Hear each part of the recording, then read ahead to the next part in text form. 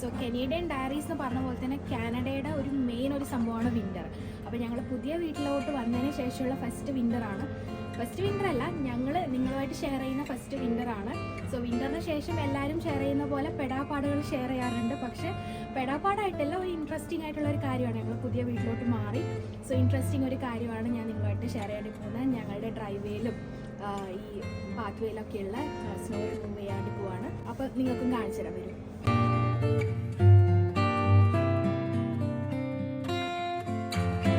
Christmas ആയതുകൊണ്ട് തന്നെ ഗ്ലെന്ന് കുറച്ച് ഡെക്കറേഷൻസ് ഒക്കെ വീട്ടിൻ്റെ ഫ്രണ്ടിൽ കൊണ്ടുവന്ന് വെച്ചിട്ടുണ്ടായിരുന്നു.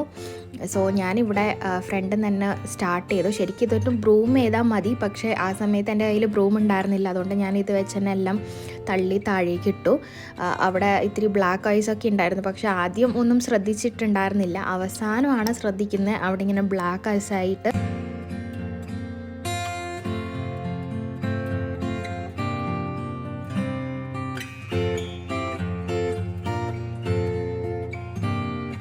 സ്റ്റാർട്ട് ചെയ്തപ്പോഴാണ് മനസ്സിലായത് താഴത്തെ ആ ഒരു ലെയർ നന്നായിട്ട് തന്നെ ഐസി ആയിട്ടുണ്ട്, ഫ്രീസായി നിൽപ്പുണ്ട്.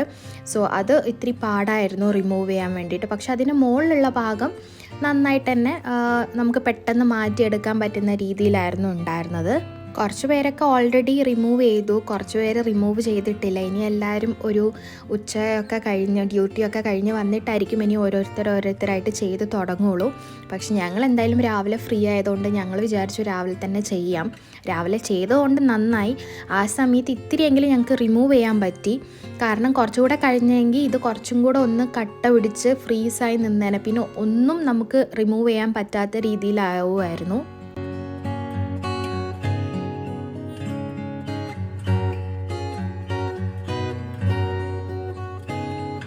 ആദ്യം തന്നെ എൻട്രൻസിലെ ഭാഗം ഒന്ന് ക്ലിയർ ചെയ്യാമെന്ന് വിചാരിച്ചു. എന്നിട്ട് പിന്നെ പാത്ത് വേയും ഡ്രൈവ് വേ ഒക്കെ ക്ലീൻ ചെയ്യാമെന്നാണ് വിചാരിച്ചിട്ടുണ്ടായിരുന്നത്. കാരണം ഫസ്റ്റ് നമ്മൾ ഇറങ്ങുന്ന ഒരു സ്ഥലമാണല്ലോ.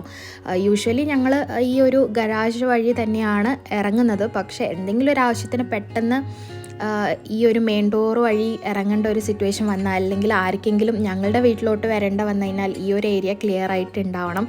സോ ഫസ്റ്റ് തന്നെ ഈ ഒരു ഏരിയ ക്ലിയർ ചെയ്യാമെന്ന് വിചാരിച്ചു.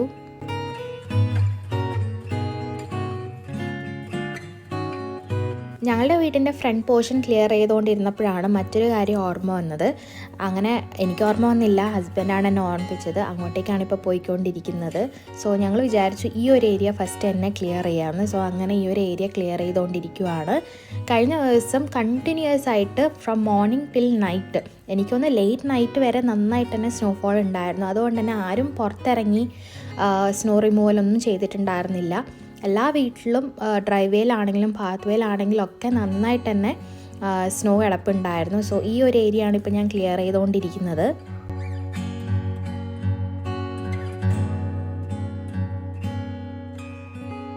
ഇവിടെ ഞങ്ങളുടെ നെയ്ബറാണ്. അപ്പം ഓൾട്ടർനേറ്റ് ആയിട്ടാണ് ഇപ്പോൾ നമ്മൾ സ്നോ റിമൂവ് ചെയ്യുന്നത്. 1 വീക്ക്, അതായത് ഫസ്റ്റ് സ്നോഫോൾ ഞങ്ങളാണെങ്കിൽ തൊട്ടടുത്തത് ഈ നെയ്ബറായിരിക്കും ചെയ്യുക. സോ ഒരു മ്യൂച്വൽ ഒരു അണ്ടർസ്റ്റാൻഡിങ്ങിലൂടെയാണ് പോകുന്നത്.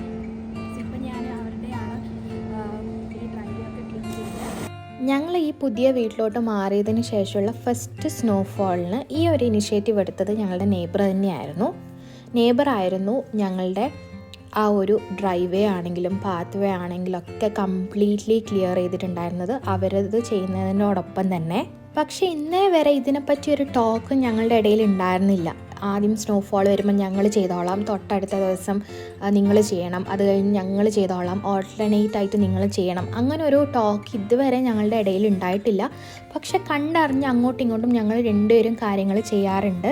ചില ദിവസങ്ങളിൽ ചിലപ്പോൾ 2 തവണ ഞങ്ങൾ ചെയ്യേണ്ടതായിട്ട് വരും. കാരണം അവർ അൺഎക്സ്പെക്റ്റഡ് ആയിട്ട് അവിടെ ഇല്ലെങ്കിൽ സ്നോ ഉണ്ട് ഡ്രൈവ് വേയിലൊക്കെ ഞങ്ങൾ റിമൂവ് ചെയ്യാറുണ്ട്. ഇപ്പം നിങ്ങൾ കണ്ടുകൊണ്ടിരിക്കുന്നത് ഐസി ആയിട്ടുള്ള, അതായത് ഫ്രീസായി ഐസായിട്ടുള്ള ഒരു പാത്ത് വേ ആണ്, സൈഡ് വാക്കാണ് ഇപ്പം നിങ്ങൾ കണ്ടുകൊണ്ടിരിക്കുന്നത്. ഇത് കണ്ടോ, ഇത്രയും കട്ടിയിലായിരുന്നു ഐസ് ഉണ്ടായിരുന്നത്. കഴിഞ്ഞ ദിവസം നല്ല സണ്ണി ആയിരുന്നു, അതുകൊണ്ട് തന്നെ ഇതൊക്കെ മെൽറ്റായി അവിടെ തന്നെ കിടന്ന് വെള്ളമായിട്ടുണ്ടായിരുന്നു. പിന്നെ ഒന്നും കൂടെ ടെമ്പറേച്ചർ കുറഞ്ഞപ്പം അതൊക്കെ ഐസായി. അതാണിപ്പോൾ നിങ്ങൾ കണ്ടുകൊണ്ടിരിക്കുന്നത്. അതുകൊണ്ട് തന്നെ ആ ഒരു സൈഡ് വാക്കൊന്നും ഞങ്ങൾക്ക് അത്രയും പെർഫെക്റ്റ് ആയിട്ടൊന്നും ക്ലിയർ ചെയ്യാൻ പറ്റിയിട്ടുണ്ടായിരുന്നില്ല. കാരണം ഇത്രയും കട്ടിയിലായിരുന്നു ഐസ് ഉണ്ടായിരുന്നത്. ഈ ഷവൽ വെച്ചിട്ട് ഈ ഒരു ഐസ് പൊട്ടിക്കാൻ നിന്ന് കഴിഞ്ഞാൽ ഞങ്ങളുടെ ഷവൽ പൊട്ടത്തേ ഉള്ളൂ, അല്ലാതെ ഇത് ക്ലിയർ ആവാൻ ഒരു ചാൻസും ഉണ്ടായിരുന്നില്ല. അതുകൊണ്ട് ഞങ്ങൾ പിന്നെ ചെയ്തത് മാക്സിമം ചെയ്യാൻ പറ്റുന്നത് ചെയ്തു. പിന്നെ അതങ്ങ് നിർത്തിയിട്ട് മേലെ കിടന്ന സ്നോ ഒക്കെ റിമൂവ് ചെയ്യുമായിരുന്നു ചെയ്തത്.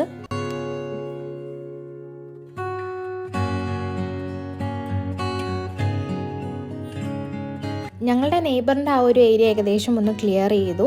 അവരുടെ കാറ് ഡ്രൈവേയിൽ കിടക്കുന്നതുകൊണ്ട് കംപ്ലീറ്റ്ലി ഞങ്ങൾക്ക് മൂവ് ചെയ്യാൻ വേണ്ടി പറ്റിയിട്ടുണ്ടായിരുന്നില്ല. യൂഷ്വലി അവരെപ്പോഴും അവരുടെ കാറ് ഡ്രൈവേയിൽ തന്നെയാണ് ഇടുന്നത്, ഉള്ളിലോട്ട് പാർക്ക് ചെയ്യാറില്ല.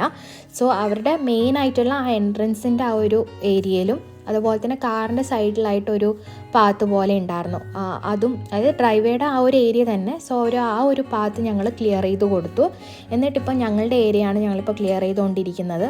ഞങ്ങളുടെ കാർ എപ്പോഴും ഞങ്ങൾ പാർക്ക് ചെയ്യുന്ന ഗരാഷിൻ്റെ ഉള്ളിലാണ്. കാരണം എന്തിനാണ് ഈ മഞ്ഞും തണുപ്പൊക്കെ കൊണ്ട് പുറത്തിടുന്നതെന്ന് വിചാരിച്ചിട്ട് ഞങ്ങളെപ്പോഴും ഉള്ളിൽ തന്നെയാണ് പാർക്ക് ചെയ്യുന്നത്. കാരണം ഞങ്ങൾ അത്രയും കാര്യങ്ങളൊന്നും വെച്ച് ഫില്ല് ചെയ്തിട്ടൊന്നുമില്ല.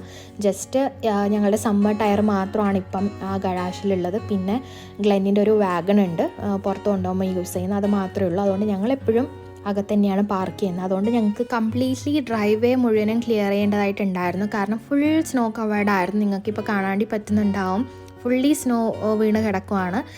പക്ഷേ ഒരു ബുദ്ധിമുട്ട് എന്തായിരുന്നു എന്ന് വെച്ച് കഴിഞ്ഞാൽ, നേരത്തെ പറഞ്ഞ പോലെ തന്നെ ആദ്യം കിടന്നിരുന്ന സ്നോ താഴെ കട്ടിയായി കിടക്കുവാണ്. അതുകൊണ്ട് നിങ്ങൾക്കിപ്പോൾ ഞാൻ സ്നോ മാറ്റുന്നുണ്ടെങ്കിലും താഴത്തെ കോൺക്രീറ്റ് കാണാൻ വേണ്ടി പറ്റുന്നില്ല. അപ്പോഴും അവിടെ സ്നോ കിടപ്പുണ്ട്, കംപ്ലീറ്റ്ലി ക്ലിയർ ആവുന്നില്ല. ആ കട്ടി പിടിച്ചിരിക്കുന്നത് ഈ ഒരു സ്നോ ഷവലിന് മാറ്റുമ്പോൾ വരുന്നുണ്ടായിരുന്നില്ല.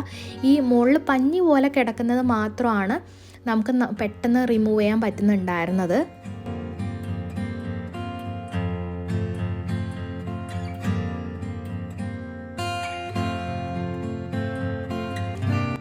വീഡിയോസ് ഇതിന് മുന്നേ പലരും ഷെയർ ചെയ്തിട്ടുണ്ടായിരുന്നത് വിൻ്ററിലെ ബുദ്ധിമുട്ടുകൾ, കഷ്ടപ്പാടുകൾ, പെടാപ്പാടുകൾ, അല്ലെങ്കിൽ വിൻ്ററിൽ പണി കിട്ടി അങ്ങനെയൊക്കെ പറഞ്ഞിട്ടാണ് കൂടുതൽ പേരും ഇങ്ങനത്തെ വീഡിയോസ് ഷെയർ ചെയ്തിട്ടുണ്ടായിരുന്നത്. പക്ഷേ എനിക്ക് ഒത്തിരി ഇഷ്ടപ്പെട്ട ഒരു കാര്യമാണ് ഇങ്ങനെ സ്നോ റിമൂവ് ചെയ്യുക എന്ന് പറയുന്നത്. ഇവിടെ ഈ ഒരു വീട്ടിൽ വന്നതിന് ശേഷം ഈ ഒരു സ്നോഫോളിൻ്റെ അല്ലെങ്കിൽ വിൻ്ററിൻ്റെ ഒരു ഫേവറേറ്റ് പാർട്ടാണ് എനിക്ക് സ്നോ റിമൂവ് ചെയ്യുക എന്ന് പറയുന്നത്, അല്ലെങ്കിൽ ഡ്രൈവേ ക്ലിയർ ചെയ്ത് ഇടുക എന്നുള്ളത്.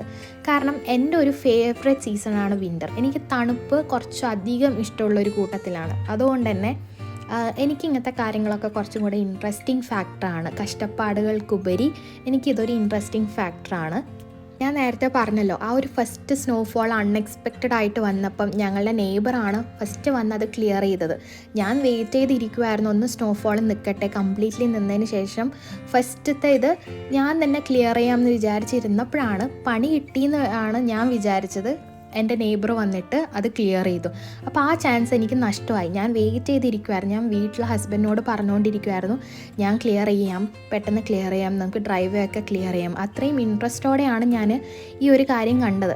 എനിക്ക് സ്നോ ആണെങ്കിലും സ്നോഫോൾ കാണാനാണെങ്കിലും സ്നോഫോളൊന്ന് പുറത്തിറങ്ങി ഒരു ഡ്രൈവിനോ ഒരു വാക്കിനൊക്കെ പോകാൻ എനിക്ക് പേഴ്സണലി ഭയങ്കര ഇഷ്ടമാണ്.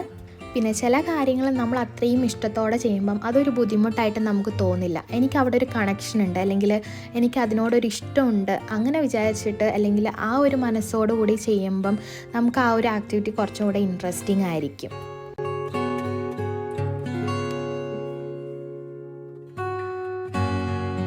നമ്മളുടെ ഡ്രൈവേ കംപ്ലീറ്റ്ലി സ്നോ കവേർഡ് ആയിരുന്നു. കാരണം അവർ ആ ഒരു പോർഷൻ ഒരു 80% കാർ ഉണ്ടായിരുന്നതുകൊണ്ട് അത്രയും സ്നോഫോൾ ആ ഭാഗത്ത് ഉണ്ടായിരുന്നില്ല. ഞങ്ങളെ സംബന്ധിച്ചിടത്തോളം ആ ഒരു ഏരിയ കംപ്ലീറ്റ്ലി സ്നോ കവേർഡ് ആയിരുന്നു. അതുകൊണ്ട് തന്നെ എല്ലാം ക്ലിയർ ചെയ്യേണ്ടതായിട്ടുണ്ടായിരുന്നു. ഞങ്ങളുടെ ആദ്യത്തെ പ്ലാൻ ശരിക്കും ഗ്ലെന്നും ഞാനും ഹസ്ബൻഡും എല്ലാവരും കൂടി ഇറങ്ങാമെന്നായിരുന്നു. കാരണം ഗ്ലെൻ പറയുന്നുണ്ടായിരുന്നു അവന് സ്നോയിൽ കളിക്കണം. അവൻ കഴിഞ്ഞ ദിവസം തന്നെ ആ സ്നോ ഗ്രാബർ ഇല്ലേ, സ്നോ ടോയ് ഒക്കെ റെഡിയാക്കി വെച്ചിട്ടുണ്ടായിരുന്നു കളിക്കാൻ വേണ്ടിയിട്ട്. പക്ഷേ ഞങ്ങൾ ഫസ്റ്റ് ഒന്ന് ഇറങ്ങി ഒന്ന് ക്ലിയർ ചെയ്യാൻ സ്റ്റാർട്ട് ചെയ്തപ്പം തന്നെ ഞങ്ങൾക്ക് മനസ്സിലായി ഇത്തിരി കട്ടി പിടിച്ചിട്ടുണ്ട്, അത് ഫ്രീസ് ആയിട്ടുണ്ട് താഴത്തെ ഒരു ലെയർ. അതുകൊണ്ട് ഇത്തിരി സ്ലിപ്പറിയാണ് ഡ്രൈവേ. ഇപ്പം നിങ്ങൾക്ക് കാണുമ്പോൾ മനസ്സിലാവും ആ ഒരു കോൺക്രീറ്റിൻ്റെ ഭാഗമേ കാണുന്നില്ല, മുകളിലത്തെ പോർഷൻ മാത്രമാണ് കറക്റ്റ്ലി റിമൂവ് ചെയ്യാൻ പറ്റുന്നത്. അതുകൊണ്ട് ഇത്തിരി സ്ലിപ്പറി ആയിരുന്നു. അതുകൊണ്ട് തന്നെ അവൻ ഇറങ്ങിക്കഴിഞ്ഞാൽ ഞങ്ങളിത് ക്ലിയർ ചെയ്യുമ്പോൾ അവൻ അവിടെയും നിൽക്കും. അവൻ്റെ ഇഷ്ടത്തിന് ചെയ്യുമ്പോൾ ചിലപ്പോൾ സ്ലിപ്പായി വീഴാനൊക്കെയുള്ള ചാൻസസ് ഉണ്ട്. സോ ഞങ്ങൾ ആ റിസ്ക് എടുത്തില്ല. അവനോട് വീട്ടിൻ്റെ അകത്ത് തന്നെ ഇരിക്കാനായിരുന്നു പറഞ്ഞിട്ടുണ്ടായിരുന്നത്.